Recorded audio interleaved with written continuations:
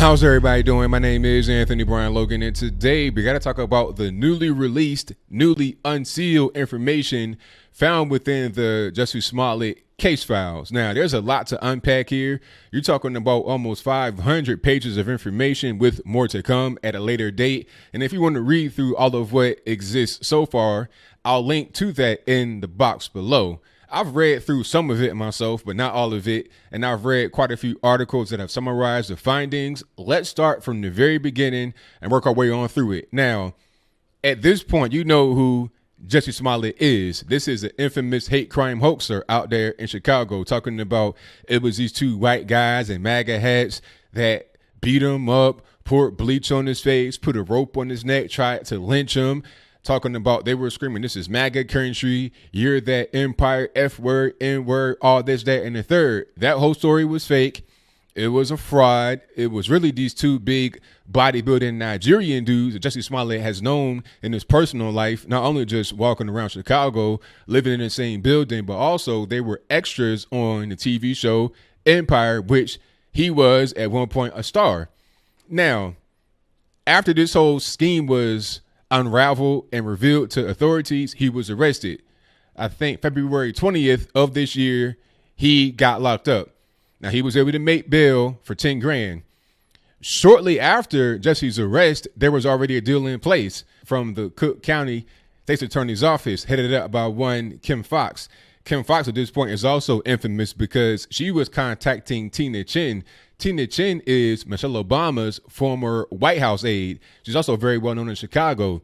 There was some texts that were revealed between Tina Chin and Kim Foxx talking about, oh, we know Jussie, the Obamas know Jussie. Can you please be lenient on him? What can you do? And then Kim Foxx responded talking about, oh, well, I'm going to contact the superintendent, Eddie Johnson of the police, and I'll see what I can do. But no promises. The deal was in place for 10 grand restitution and then community service. All right. This information was passed on to detectives. The detectives were told to stop investigating the case. Just cut off whatever you're doing right now. Don't go any further. Stop investigating. Now, the detectives did not inform the superiors of the deal because they assumed that it would be an admission of guilt from Jussie and they would just settle for that. However, there was no admission of guilt. Jussie Smollett had the charges dropped and his bail was basically held. The 10 grand that he put up for bail, that was restitution. And then the community service was like 2 days stuff for envelopes for Jesse Jackson at the Push Coalition, whatever that is. All right. So basically he got off with a slap on the wrist at best. He got off with nothing at worst. Now, of course, the superintendent, the mayor, Rahm Emanuel, and other people, police officers, they're incensed because it's like, okay, this guy had this whole hate crime hoax. He sent us on the wild goose chase. He put people's lives in danger for nothing. Well, it was for something. He was trying to get more attention to himself to possibly get some more money on Empire or to become a bigger name. Because before this whole hate crime hoax with the rope and the bleach and all of that, he sent allegedly a fake letter to himself with some white powder substance in it that had some magazine letters cut out talking about die, F word, N word, all this, that, and the third. That did not get any kind of real traction in the media. It got a spot from TMZ, but it wasn't really picked up on. Nobody really cared. So it was like, okay, that didn't really do it. Let me just go up a notch and have this elaborate performance to get more attention. Well, you got attention, but the wrong kind of attention. But for now, I digress. The brothers involved in the whole situation, the guys that he hired, these two big bodybuilding Nigerians, information about them is in here. Throughout the entire situation, they were cooperating, and they said Jussie is the one that orchestrated the whole thing, and they were doing this for him. They said he went down there in a Uber or a Lyft and a taxi cab to where Jussie lives. They had the bleach, the rope, the red hats, all that good stuff.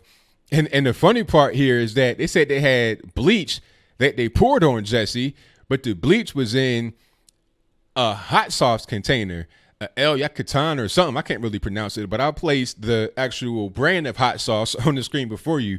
Now, my question would be, how do you get bleach in a hot sauce container? And why a hot sauce container? Like, did you mix the hot sauce with the bleach? Did you have mostly hot sauce and then you sprinkled some bleach in there with an eyedropper?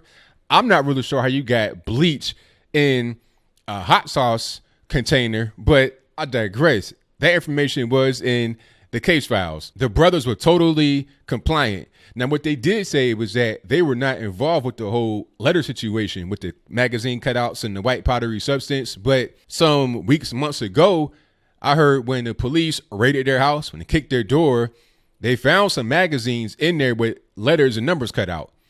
So I don't know if that was false information. I don't know if that was real information. They did that before, and I'm not really sure what's going on with that. But they said they were not involved with that at all. They were involved with the most recent thing that Jussie did, the most recent hoax that he was involved with, allegedly, which was the rope and the bleach, this, that, and the third. Now, the issue with the police in this whole situation from the case files is that they thought that Jussie would have some kind of responsibility, that he would admit guilt, but he got let off the hook. There's a mountain of evidence. When the state's attorney office said that there would be a deal and that there shouldn't be any more investigation, they also said that they would contact them later to get the evidence that they have already compiled. That call never came. That request never came. So they got a mountain of evidence over here that they've collected, that they spent countless hours and resources to actually come up with, and it was never collected. So that tells me that the investigation was off or not. It didn't make a difference. Once they found out that it was Jussie Smollett, and he knows Obama, he's a celebrity and it's a fake hate crime, they said, okay, let's just throw it under the rug, let him off the hook. We don't care what the evidence is. We don't care about anything like that. We don't care about the text between Jussie and the brothers talking about, you know, you got that cocaine, you got that weed, is that and the third, because there was some text allegedly revealed to the police that said that was going on, that Jussie was buying drugs for one of the brothers. Okay, there was a rumor that the brothers were gay and they were with Jussie because he was gay too. That wasn't true, according to Jussie. And I got to tell you one more thing. When Jussie was being interviewed by the police and he was shown a picture of the brothers and he was told that they were in custody, as it relates to this case, he said that he does know them personally, but it couldn't have been them that attacked him because they were, quote unquote, black as sin. So you hating on the dark skinned guys, Jussie? What's really going on with you, man? At the end of the day, as I close, all that was said to us in this information dump is that Jussie should have been brought up on some real charges. Well, he was brought up on charges, but it shouldn't have been this whole thing of, okay, here's the deal just days after his arrest without seeing the evidence first. Okay, that tells you you got some corruption happening in Chicago. Kim Foxx must go. Anybody else that was involved with this must go. Tina Chin, I'm not really sure what she does. Is she in government or is she just a person that's popular? If she is in government, she's got to go. All these corrupt individuals must go. And I hope that Jussie is forced to pay Chicago police the actual restitution, not the 10 grand, but the 130 grand.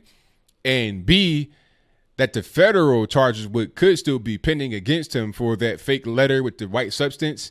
Hopefully that actually goes through and he gets convicted, because to get off with a slap on the wrist by some corruption in the state's attorney's office is really a crying shame. That's not true justice at all. So that's pretty much all I got. What say you? Do you think that Jussie Smollett had the appropriate punishment? 10 grand and then 2 days of community service. How about the swiftness of the deal before any kind of evidence was seen, before any kind of real investigation was allowed to take its course? You just say, okay, here's the deal, and let that be that. How you feel about a state attorney's office not even seeing the evidence before they came out with the deal and stuck to it? What's going to be next? Are we going to see more information leak out from the police, from the media? How about the federal case that Jussie Smollett has right now? How about him just in general? Will he be able to bounce back from this? Whatever your comments are, please let me know in the comments below. And that's all I got to say for this video. If you like what you heard, please comment, rate, share, and subscribe. Peace.